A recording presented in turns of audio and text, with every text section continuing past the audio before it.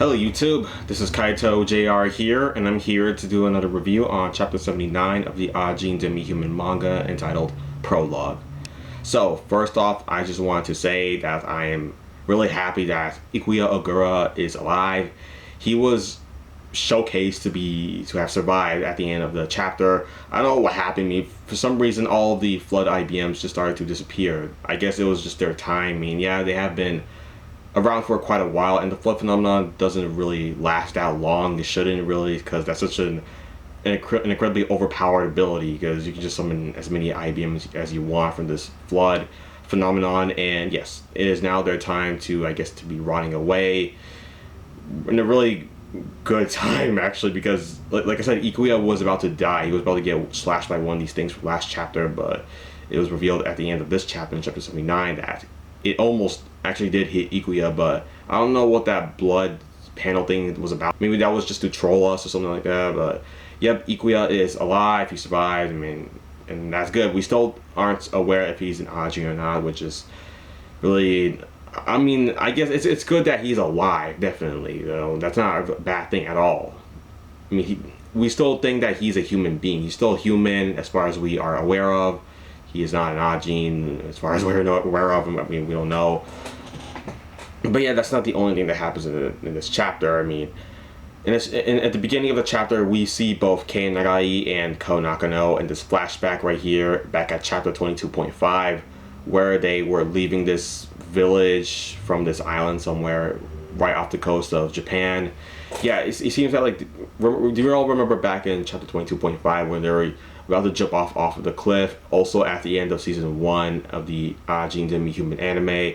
Yeah, this kind of expands upon that a bit, which is what they talk about in the chapter, where they just jump off. Of course, what actually happens here is that Ko jumps off first, because yeah, we all know that Ko is afraid of heights. I mean, but in this chapter, it's revealed that he's not actually afraid of heights. I mean, he is a bit, but not just overly that much.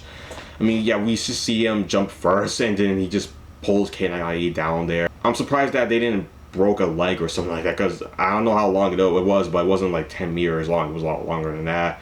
I mean, Kei goes on and on about how, alright, Ko, first of all, yeah, I already know I'm already in the water, I'm fine now, but yeah, you can't just jump in this weird pose when jumping in the water from that height, because we could have just, you know, passed out from just jumping from this height. I mean, yeah, we would survive, but we still would have, like I said, passed out. It wouldn't matter, because we wouldn't be conscious, because just becoming unconscious and dying are two different things. And Ajin becoming unconscious is pretty dangerous for it, because it can't move at all, and no one can kill it too as well. So I don't know, I mean, because because here's the thing. I mean, when Kei Nagai was escaping from Sato, and he from that facility that Sato saved Kei from, and then Kei just, you know, of course, yeah, so we saw Sato from like chapters before, chapter 22.5, just throw a machete at Kei, and then Kei just dodged it and then jumped into the river channel. Yeah, when Kei did that, he died and he passed out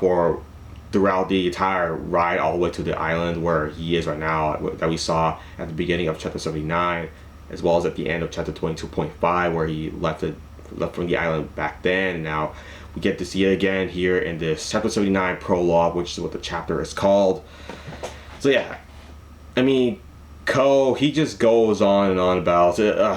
Okay, Kei, can you please tell it in a way that I can understand, because I'm not as smart as you. I can't really understand it. I mean, I'm just a high school dropout, really. So yeah, he tell it in a way I can understand it. So okay, Kei just sums it up. Alright, look, I just want to win no matter what, alright? That's why he sums it up. It doesn't really, he just stops talking about the whole, just, you're not supposed to jump that high into water, because it's not like a freaking cushion or anything. If you jump into water from a very high height, then you just might either pass out or just get killed, because it's just the same thing as jumping onto a solid platform or whatever. If you just jump onto into water from, I don't know, maybe 30 meters high, 75 meters, yeah, that's in instant death right there. That'll turn your bone and your just everything else inside of you into mush. Yeah, you'll be done for if were a regular human being. However, if you're an Ajin, yeah, you will survive, of course, but you will just pass out in the water because of the height that you just fell down from that height, really. So yeah, you gotta be very careful on how you how, first of all, how you fall into the water. I mean, all right, this is how K did it. I mean, K was using this sort of, yeah, he did this, like, he was trying to show Ko the right way to like, you know, falling into water, that you don't just immediately pass out. He did this. He was doing this thing, and then Ko just ignored it and just pulled K into the water. And it's just like, oh yeah, we're both Ajin, so we should be fine. I'm just gonna jump in like that. And yeah, that's what Ko did. Yeah, and then of course K he called Ko an idiot, and then yeah, but they're fine though.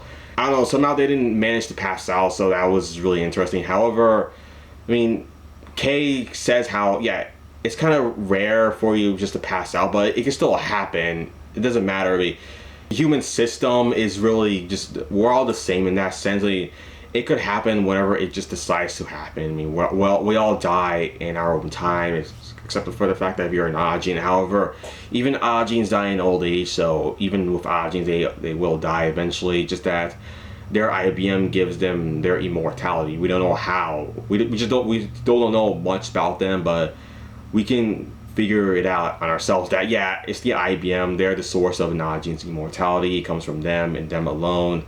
So yeah, what are you gonna do?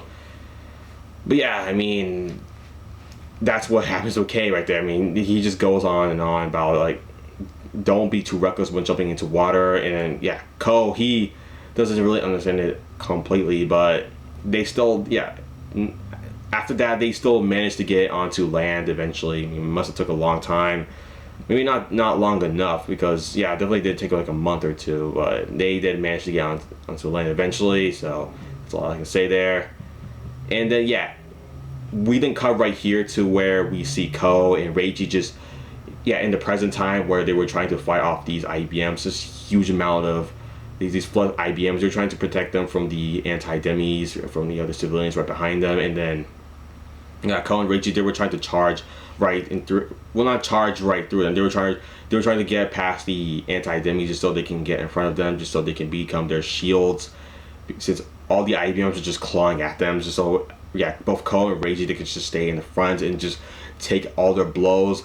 However, interestingly enough, like I said in the beginning of the chapter review, we see all the IBMs starting to just decay away. I mean, all of them, we see them decaying. I mean, they kind of look like mummies now when I think about it. I mean, I kind of always knew that, because it looks like they're all covered in these black bandages.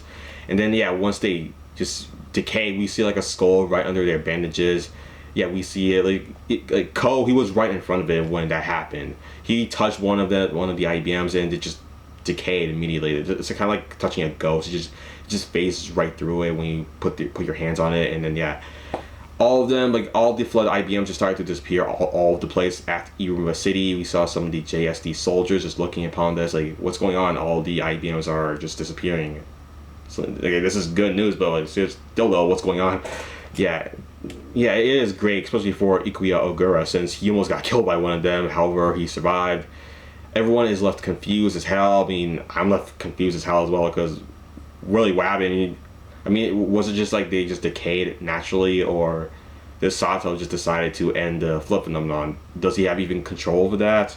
I mean, I'm pretty sure Sato has unleashed his flood phenomenon beforehand. I mean, I don't know if he has any, because we never seen Sato use his flood until this moment right here, where he just did it. And but yeah, it's a really interesting chapter. Hopefully chapter 80 comes out next month, so we can keep getting more, more interesting information on Ajins as a whole, because this is really an interesting chapter right here. We get to see K talk more about his knowledge, what he knows, especially, yeah, because K, he knows a lot of stuff. So yeah, here we got to learn more about what K knows, so that was really interesting. Alright, so that's the end of the chapter review, everybody. Make sure you comment down in the comment section below if you have anything you want to say. But yeah, that's it for the video, everybody. Thanks for watching, and bye.